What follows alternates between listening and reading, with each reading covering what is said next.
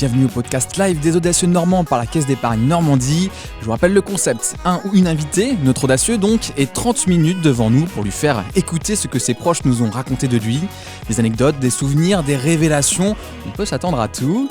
Notre objectif est simple, vous inspirer, vous donner envie d'entreprendre, bref d'être audacieux.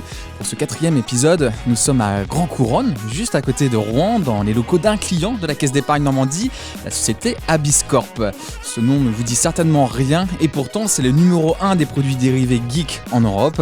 Cette entreprise est née sous l'impulsion de Xavier Zartoris qui est aussi à l'origine des magasins Bazar du Bizarre. Il est notre invité, alors go, on y va.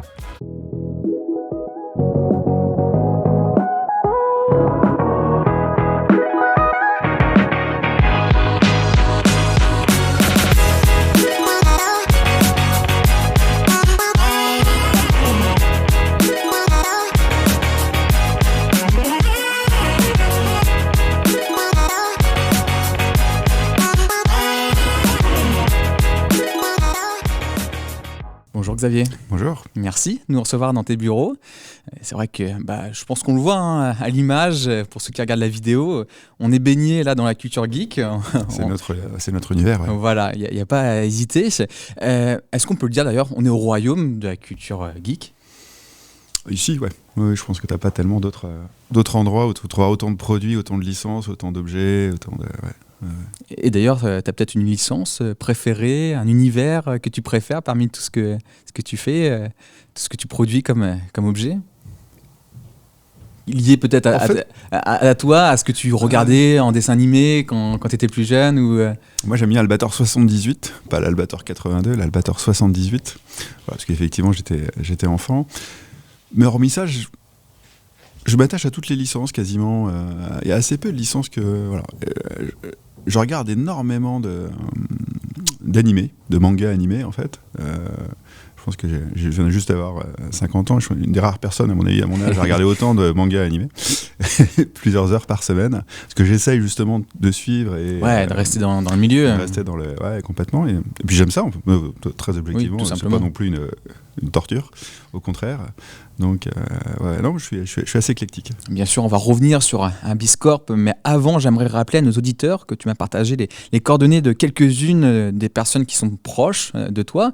J'ai parlé avec elles et j'en ai gardé quelques extraits que je vais te faire écouter. Alors, n'attendons pas plus et commençons par écouter Hélène, ton épouse, qui se souvient du moment où tu claques la porte de l'entreprise où tu étais salarié.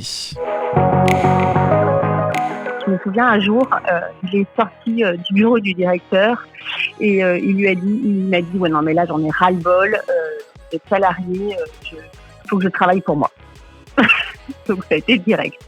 Et en fait il est parti de là, il a commencé à monter, donc à s'investir dans le petit magasin qu'il était avec ses copains et puis il s'est dit il y a un truc à faire. Donc progressivement il a réussi à analyser le marché, à se dire voilà il y a ça à faire. En quelque sorte, tu dois remercier le directeur de l'époque de t'avoir fait fuir et te pousser à te lancer dans l'entrepreneuriat. Alors, je m'étais déjà lancé dans l'entrepreneuriat, en fait. C'est mon épouse, donc il fallu à l'époque que je lui présente les choses un peu différemment, mais parce que la suite n'était pas si simple. Non, alors ça a toujours été presque toujours été une évidence pour moi en fait, le fait de monter une entreprise. J'ai eu la chance de faire des études de commerce raisonnables. Et dès cette époque-là, de toute façon, j'avais comme idée de monter une entreprise et j'en ai monté une quand j'avais 22 ans, je crois. On va en parler tout à l'heure. Ouais. Voilà, la première. Et effectivement, ça me permettait d'aider un ami, essayer de gagner un peu d'argent, ce qui n'était pas... On ne gagnait pas en fait, mais j'avais déjà le pied dedans. Mais malgré tout, c'était pas raisonnable. Je pouvais pas forcément en vivre. Mon camarade associé pouvait en vivre, moi pas. Pas à deux dessus. Et puis j'avais fait des études et tout, donc il fallait quand même que je mette ça en pratique. Et donc j'ai commencé une activité salariée après le service militaire, effectivement, dans une boîte de jeux vidéo. Donc c'était... C'est chouette. J'avais le choix entre IBM, alors je sais pas si c'est encore quelque chose aux gens, entre IBM, une boîte de Sage, de gestion de logiciels de compta, et la boîte de jeux vidéo. Alors j'étais payé 2 fois moins cher dans la boîte de jeux vidéo, mais je suis allé direct dans la boîte de jeux vidéo, bien sûr. en tant que commercial et en tant que commercial en grande distribution. Donc en fait, ça m'a appris énormément de choses. Des choses que tu as pu réutiliser. Que j'ai pu réutiliser par la suite, bien sûr. À tous ceux qui nous écoutent et qui hésitent à se lancer, que leur conseilles-tu ? Est-ce qu'il y a un bon moment pour franchir le pas ? Parce que ce que tu viens juste là, par exemple, de nous dire, c'est que, mine de rien, il y avait déjà la petite graine dans ton cerveau de « je vais être entrepreneur, je veux lancer mon entreprise », mais tu as attendu le bon moment. Est-ce qu'il y a un bon timing à respecter ? Je pense que ça dépend de chacune des personnes, en fait. Je pense qu'on a envie ou on n'a pas envie. Donc à partir du moment où on a envie, à un moment, il va falloir y aller.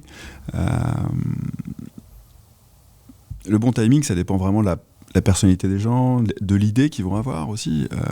Alors même si en fait, entre une idée de base et la réalité de ce que devient l'entreprise, il y a souvent des évolutions importantes.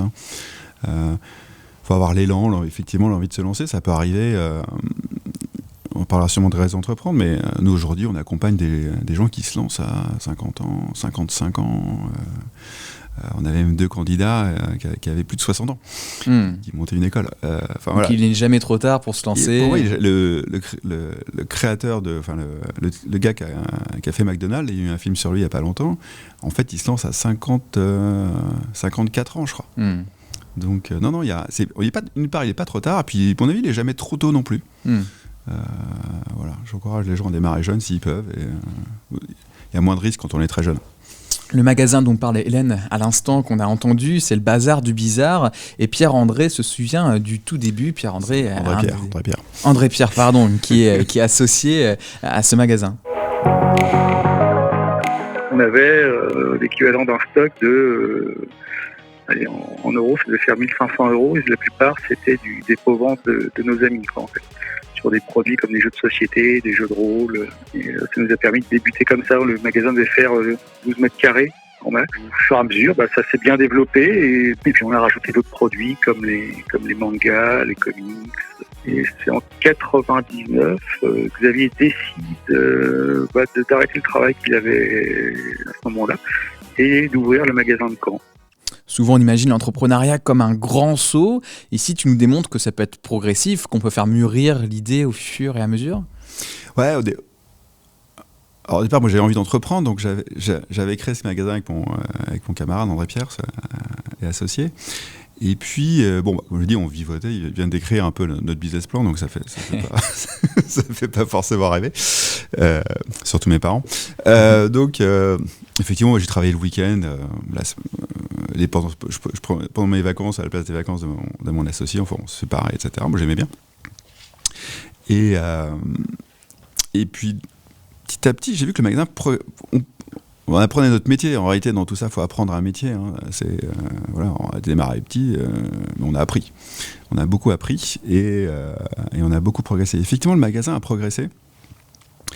Et c'est là qu'à un moment, je me suis dit, ce modèle qu'on a réussi à mettre à Rouen, est-ce qu'on peut... Parce que le magasin était quand même assez original à l'époque, parce qu'il mélangeait plusieurs univers, etc. Et est-ce que ce modèle, on peut le recréer ailleurs, effectivement, avec en tête de faire une petite chaîne à la fin. Et donc, quand j'ai quitté mon emploi salarié pour aller créer le deuxième magasin à Caen. Alors, dans mon contexte à moi, il n'y avait pas beaucoup de risques. J'avais fait une subdeco, j'étais commercial grand compte en grande distribution. Tu pourrais retrouver un job de toute façon quand tu le souhaites. Si je me ramassais, je retrouvais un job le lendemain. Sans prétention, mais j'étais ultra... c'était facile. J'avais 3 ans d'expérience en commerce en grande distribution, en centrale d'achat, etc. Donc, c'était relativement facile. Je risquais mes économies, j'étais pas encore marié, pas d'enfant, pas de crédit, rien. J'étais mûr. C'est intéressant ce que tu dis, parce que justement, c'est un peu ça aussi qu'on peut retenir, c'est que quand on se forge déjà une première expérience qui est très recherchée sur le marché du travail, soit on reste dans ce confort-là en se disant ça y est, les rails sont là, je vais suivre mon chemin, soit on peut se dire non, ça me met encore plus en sécurité et j'ai un profil qui est recherché, donc je peux y aller, je peux me mettre en danger. Oui, je pense que je l'analyse après coup, sur le coup... Sur le coup, j'avais envie d'y aller, de toute façon. Je pense que l'entrepreneuriat, il y a vraiment une envie. C'est pas à mon sens, c'est rarement un calcul. Te souviens-tu dans quel état d'esprit tu étais en rejoignant tes potes dans cette aventure, quand ça y est, tu quittes ton statut de salarié et tu dis, bah voilà, mon temps, c'est du temps libre que je vais investir avec les amis. Je suppose que c'est une certaine euphorie, non ? Ouais, mais pareil, au début c'est lent, parce qu'il fallait trouver un magasin.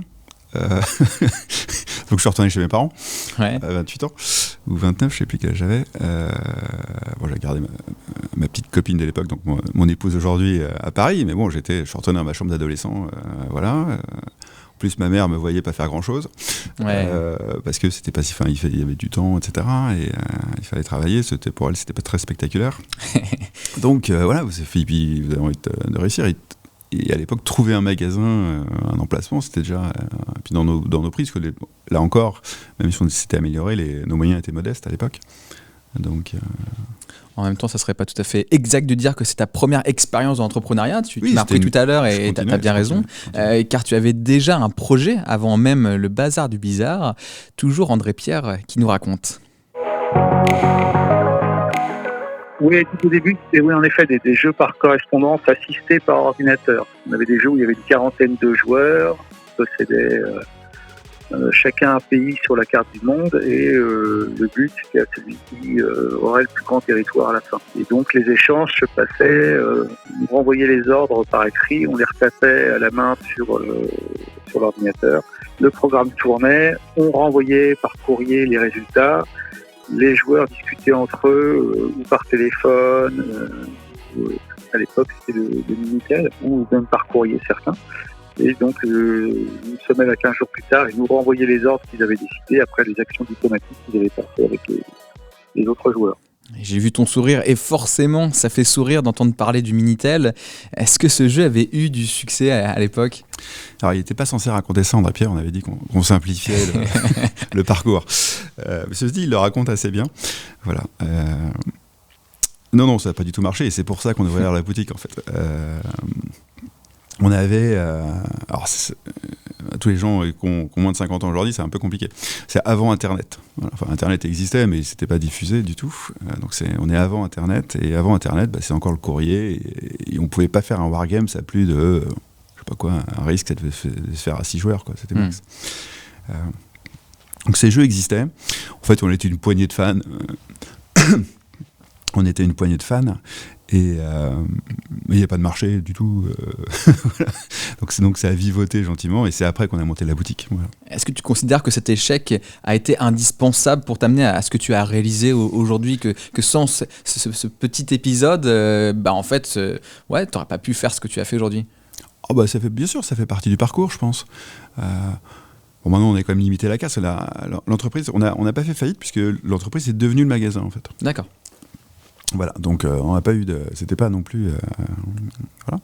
Mais puis on a appris à travailler ensemble, on a appris à travailler en équipe, etc. Parce qu'il a fallu traduire les jeux, rentrer un peu dans les codes sources et tout. Enfin, c'était facile à l'époque.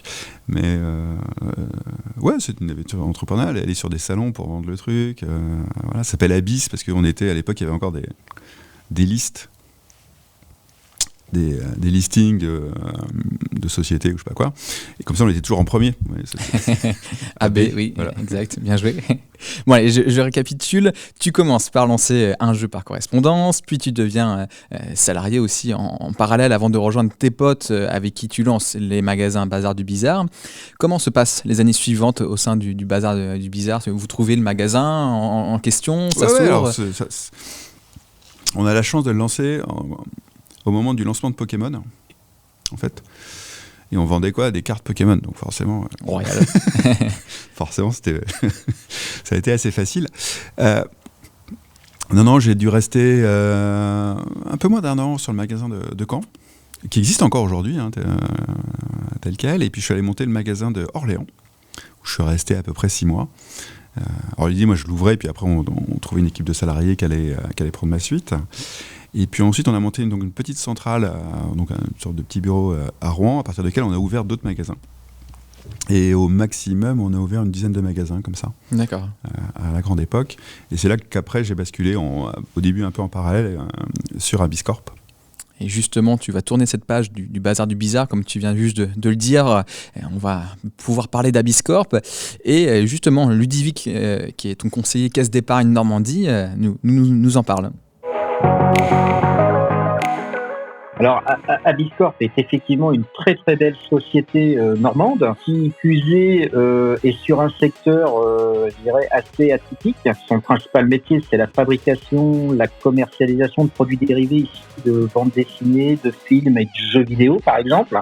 Et effectivement, on est sur des produits qui sont qui peuvent être liés à des dessins animés qu'on pouvait regarder dans notre jeunesse. Donc, quelque part, oui, fier de travailler avec une entreprise qui nous fait repenser à notre jeunesse. Par exemple, un des produits dérivés qu'ils ont créé dernièrement, c'est le buste Goldorak. Donc moi, j'étais fan de ce dessin animé Goldorak. Je dirais même, dans ma jeunesse, j'avais la voiture Goldorak, une voiture à pédales. C'est fort de réussir à faire vibrer son banquier avec les produits de son entreprise, non ? Vous êtes plus jeune que moi, même. Oui, mais c'est déjà bien d'avoir un banquier qui a compris ce que vous faites, c'est pas mal. Je suis assez content. Non, on se moque des banquiers, mais non, effectivement, oui, ils ont bien compris ce qu'on faisait. Ouais, c'est important. Alors, comment tu passes du bazar, du bizarre à Abiscorp ? Tu as commencé à en parler, parce que c'est quelque chose d'assez fluide, de cohérence, et c'est une continuité. Oui, en fait, très vite, ce qu'on appelle de l'intégration verticale. C'est-à-dire qu'au départ, dans les années, donc on est au début des années 2000, fin des années 90, début des années 2000, vous avez des petits magasins indépendants qui apparaissent un peu sur le marché en France, comme le nôtre ou les nôtres, et des grosses difficultés pour se procurer des produits, surtout des produits d'import, et en particulier du Japon. On arrivait à trouver des produits américains, mais du produit d'import japonais, c'était compliqué. Et donc moi, je commence à importer en fait quelques produits japonais. Et là-dedans, un jour, je récupère des cartes Yu-Gi-Oh!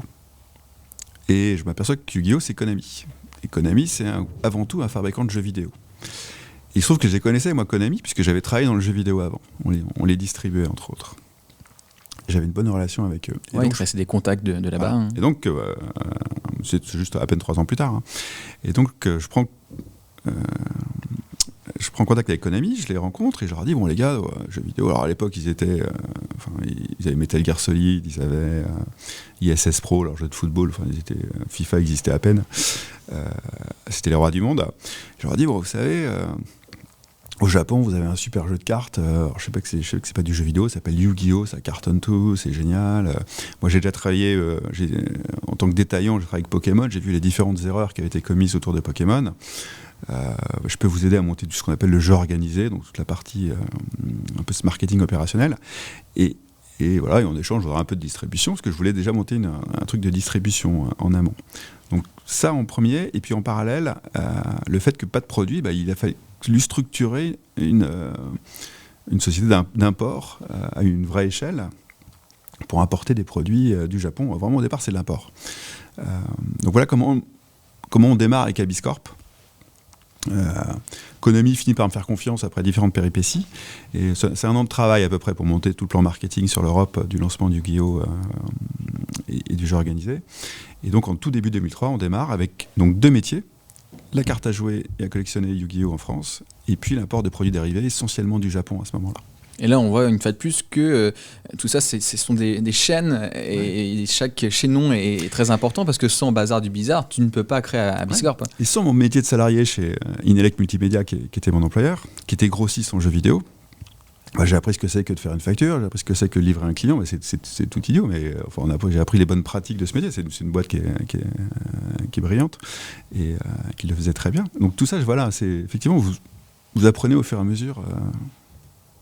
Un développement synonyme d'une grande équipe. Ça veut dire qu'Abiscorp, après, accueille de plus en plus de personnes pour travailler avec toi. Et d'ailleurs, ton fils Guillaume le résume ainsi. J'ai même pas mis d'habillage, c'est très court, mais ça veut un peu tout dire. C'est qu'il est le chef de plein de personnes.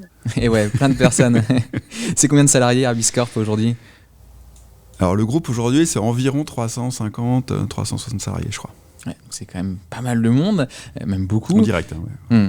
As-tu quelques exemples de licences peut-être les plus connues à nous partager que vous exploitez avec Abiscorp, qu'on se rende bien compte ? Alors notre vocation, c'est un peu de couvrir toutes les licences de notre univers geek. Donc bien sûr, en manga, on va avoir Dragon Ball, One Piece, Naruto, alors pour les grandes, mais on va avoir des choses beaucoup plus pointues, comme Demon Slayer, enfin, on est en train d'acheter des licences très très pointues. Et puis après, tout ce qui est américain film, Star Wars, bien entendu, mais, les Marvel, DC, Harry Potter. Il suffit de regarder autour de toi, en fait, pour voir toutes ces licences. Quand on est arrivé tout à l'heure là, pour installer notre matériel, en effet, on s'est un peu plongé dans les bureaux et on se dit ah ouais, ça aussi. Et en fait, il y a quasiment tous les plus grands noms, les plus grandes marques. On les a quasiment tous, ouais, quasiment tous. Ouais. Comment tu réussis à obtenir ces licences? C'est une fois qu'on est dans le milieu, qu'on est reconnu, c'est bon, c'est parti, ou faut quand même à chaque fois montrer qu'il y a du sérieux, qu'il y a du suivi, ou qu'il y a une grande expérience? Alors aujourd'hui, oui, on est connu. Voilà. Aujourd'hui, c'est moins compliqué. Enfin, après, c'est des négos, puisque l'ayant droit qui va nous octroyer une licence, il peut avoir le choix de la donner à des concurrents ou de la donner à nous et à des concurrents. Ça arrive aussi, ça dépend des deals. Aujourd'hui, effectivement, on est assez incontournable sur le marché européen. Au départ, c'était différent. Il a fallu convaincre. Ouais. Il a fallu convaincre et tu as réussi. Et d'ailleurs, ce développement-là dont on parle, il n'est pas dû au hasard. Tu fais preuve d'audace. C'est le nom de ce podcast, c'est Audacieux Normands. Encore heureusement, tu es audacieux. Et en tout cas, Hélène nous le confirme. Il a toujours des idées, il va toujours oser. Par rapport à sa dernière expérience, il a quand même racheté une société en Angleterre en plein Brexit et en pleine pandémie. Donc ça, pour moi, c'est quand même de l'audace. Donc oui, complètement. Et ça continue encore. Cette énergie que tu déploies, ça se cultive, ça s'entretient ou c'est simplement naturel? Je pense que si je savais comment la cultiver et l'entretenir, je pourrais lire des tas de bouquins d'auto. Non, c'est ma vie. C'est effectivement, je fais toujours les choses un peu trop à 100%, quoi, c'est sûr. Donc, autant ça me sert dans la partie professionnelle, autant au quotidien pour moi, mon épouse et mes enfants, ça va être peut-être parfois un peu compliqué, un peu pénible à vivre, mais il n'y a pas de méthode particulière. C'est vrai qu'on est dans la mode du développement personnel, il y a beaucoup de bouquins, comment être plus performant, comment être épanoui, etc. Toi, c'est quelque chose que tu conscientises pas forcément, tu es comme ça et tu avances comme ça. Ouais. Alors, par chance, aujourd'hui, l'expérience m'aide aussi. C'est-à-dire que mes risques sont quand même assez calculés. On ne fait pas complètement n'importe quoi. Je pense qu'il y a vraiment une question d'envie. Ça, c'est vraiment important. Il ne faut pas se poser trop de questions. Il faut s'en poser, mais pas trop non plus. C'est-à-dire à un moment, se dire, accepter une part de risque, une part d'inconnu. Quand on achète effectivement les Anglais, on achète une boîte de 100 salariés, on met pas mal d'argent, et j'ai jamais mis les pieds dans la société avant. Voilà. Maintenant, on les connaissait quand même, c'est un concurrent, etc. On a bétonné la partie, ce qu'on appelle les due diligence, toute la partie d'audit comptable et juridique qui va avec. Donc là, par contre, on y a mis pas mal d'argent, plus d'argent sans doute que d'habitude. On était plus loin que dans un deal habituel, certainement, puisqu'on ne pouvait pas y aller. Voilà. Et on n'a pas pu y aller, moi j'ai pu y aller que fin août. Puisque sinon c'était quarantaine pour les Français, enfin les Européens en Grande-Bretagne jusqu'à la fin août. On a acheté GBI en mars. Donc ça fait quasiment 6 mois où on a géré la boîte à distance par Teams. Voilà, une équipe d'anglais à nous qui était sur place, mais parce qu'on a fusionné les deux entités. Mais oui, c'était... c'est audacieux. C'est toujours d'ailleurs une aventure. Parce que ouais, il y a toute l'intégration, j'imagine. C'est pas fini, c'est vraiment un gros travail. Qui se fait. Ton quotidien est fait de nombreux déplacements à l'étranger. On le comprend notamment qu'en Angleterre, mais pas que. En moyenne, tu voyages combien de fois sur une année qu'on s'en rende bien compte? Une fourchette, un chiffre comme ça. Sur ces dernières années, alors hors Covid, bien sûr, puisque là, j'ai pas voyagé beaucoup ces 12 derniers mois, 18 derniers mois. Je vais avoir au moins 2 déplacements par mois. D'accord. Voilà, mais ça peut être des déplacements en Asie, aux États-Unis. Avec le jet lag, tout ce qui va bien avec. Tout ce qui... C'est quelque chose qui t'a toujours attiré, d'ailleurs, l'international, aller dans d'autres pays. Est-ce que déjà, quand tu étais étudiant, tu te disais, j'ai envie de voir d'autres cultures, d'autres manières de fonctionner? Oui, effectivement, j'aime beaucoup l'international. Souvent, quand on est patron de PME, on est un peu coincé dans son territoire, puisque il ne s'agit pas d'aller vivre à l'étranger, etc. Et j'ai eu cette chance, moi, de pouvoir justement, grâce à l'internationalisation du groupe, d'avoir plus d'expérience à l'international, ce qui m'attire toujours beaucoup. Et tout en sachant qu'on est dans un business où si on ne grossit pas et si on ne va pas à l'international, l'international viendra à nous très très vite. Enfin, il est déjà venu à nous très très vite.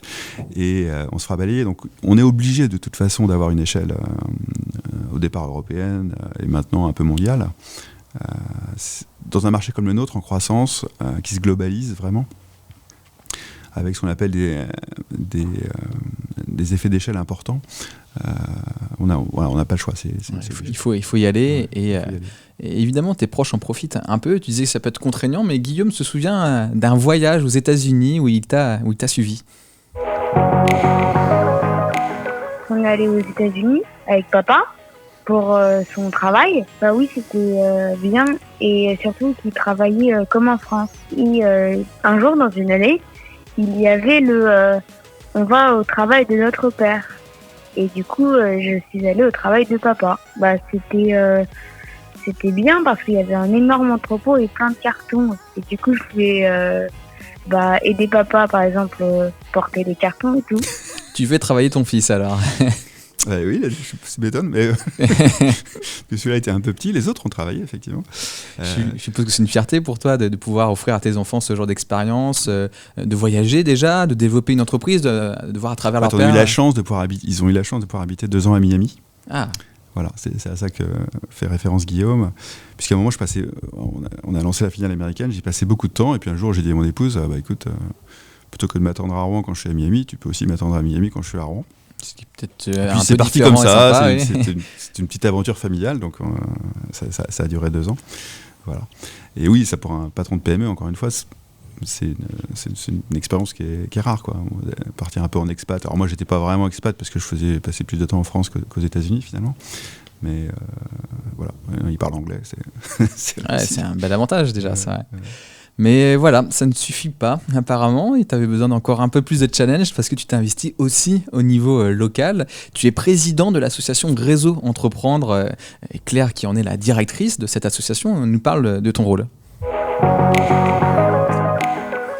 On l'appelle, et quelquefois c'est même pas pour Réseau, et on lui dit est-ce que tu auras un petit peu de temps à partager avec un tel ou un tel, parce qu'effectivement sa vision qu'on écoute pourrait l'aider parce qu'il a des difficultés, que ce soit négatif mais aussi positif. Par exemple, sur des sujets de développement, vous avez toute sa dimension et toute son expertise et pour pouvoir aider justement sur la réflexion stratégique que chaque entrepreneur peut avoir. Ce partage d'expérience, cette transmission, c'est quelque chose de nécessaire pour toi, qui t'apporte aussi quelque chose? Alors ça m'apporte beaucoup. Parce que moi j'apprends beaucoup. Grâce à Réseau Entreprendre et d'autres actions du même ordre. Donc l'idée c'est d'accompagner des entrepreneurs qui se lancent, soit dans la création, soit dans la reprise. Et à travers cet accompagnement, on va découvrir... Il y a un effet miroir aussi. Effectivement, on apporte notre expérience, je sais pas quoi, tout ce qu'on sait, etc., nos petits réflexes. Mais surtout, on va découvrir des nouveaux métiers qui ne sont pas les nôtres. Moi, j'ai accompagné pas mal de boîtes en Internet, par exemple, en start-up. Ça m'a fait découvrir, souvenez-vous, j'étais né avant. J'avais entrepris avant même. Mais ça m'a mis à la page là-dessus, par exemple. Puis tout le temps, ça vous oblige à vous remettre en question, à travailler avec d'autres gens, travailler dans d'autres business, etc. Ça, c'est très riche. Et puis les gens que vous accompagnez, finalement, vous apportent à vous aussi. Parfois, ça s'inverse. C'est eux qui vous conseillent. Vous dites, tiens, moi, je suis en galère, je sais pas quoi. Et voilà. Donc, c'est un échange. C'est un échange. Ça va pas dans un seul sens. C'est pas le maître sage qui donne ses conseils. Tu apprends aussi. Père de 3 enfants, directeur d'une entreprise de 350 salariés aux 4 coins du monde et président d'une association d'entrepreneurs. Comment tu fais pour faire rentrer tout cela dans des semaines qui sont les mêmes pour tout le monde, à savoir 5 jours. Si on met les week-ends, ça fait 7 jours, mais pas plus. Alors, je dors pas beaucoup. Non pas parce que j'arrive pas à dormir, mais parce que je dors pas beaucoup naturellement. Après, il faut savoir déléguer, il faut savoir avoir confiance dans les gens. Donc, heureusement, moi, j'ai des équipes formidables. J'ai réussi à partir en vacances cet été sans quasiment travailler. Alors, j'ai compris que tous mes chefs de service, mes directeurs, eux, avaient beaucoup travaillé. Mais ouais, effectivement, j'ai vraiment pu me reposer. Non, je pense qu'il faut avoir vraiment savoir déléguer et avoir confiance. Et bon, parfois ça rate, mais c'est rare. Et je suppose qu'il faut savoir prioriser aussi. Est-ce que tu as une méthode là-dessus ? Est-ce qu'il y a un sujet qui passe toujours devant les autres ? Est-ce que tu sais que voilà, il y a des fois dans des situations, est-ce que tu fais justement situation par situation, ou est-ce qu'il y a quand même des règles d'or que tu utilises ? C'est un équilibre. Alors, les deux plus importants, bien sûr, c'est ma famille et mon entreprise. Et après, c'est cet équilibre qu'il faut garder entre sa famille et son entreprise. Ma famille fait des sacrifices. Effectivement, je suis pas là tous les soirs. Je pars une semaine, 2 semaines. Voilà. Mais à l'inverse, il faut que je leur consacre du temps. Donc, c'est vrai que depuis 18 ans que je suis marié avec mon épouse. Je suis jamais parti un soir perso pour faire un truc avec des copains ou quoi que ce soit. Enfin, je n'ai jamais quitté le foyer familial pour une autre raison que pour le travail. Jamais. Voilà, donc c'est une gestion d'équilibre. Et puis, il faut savoir breaker aussi la partie entreprise. Enfin, voilà, moi, je me ménage des temps en fait qui... Même si c'est toujours un peu dans ma tête, mais il faut savoir faire des breaks. Ouais. Est-ce que tu as l'impression d'être resté fidèle aux envies du Xavier de 22 ans qui se lançait avec le bazar du bizarre Ah, je pense. Enfin, oui. Ouais, je pense, ouais. Oui, et puis je pense que c'est toujours la même... toujours le même mélange. Je me vois pas à mon âge aujourd'hui du tout. Je me vois toujours comme à 22 ans, en fait. C'est une illusion totale. Et ma femme me le rappelle, d'ailleurs. Et... Non, je pense que j'ai toujours la même énergie, la même envie, je suis un peu plus doué maintenant, mais voilà, je rassure la caisse d'épargne. Et, voilà, non, j'y crois. Super. Merci Xavier d'avoir pris ce temps avec nous. C'est une chance de te compter parmi les clients de la Caisse d'épargne Normandie. Bientôt, nous filerons pour une nouvelle rencontre d'un audacieux normand, une audacieuse. Ce sera le dernier de l'année déjà. N'oubliez pas de vous abonner à nos podcasts et de partager autour de vous nos contenus. À très vite, Xavier. Au revoir.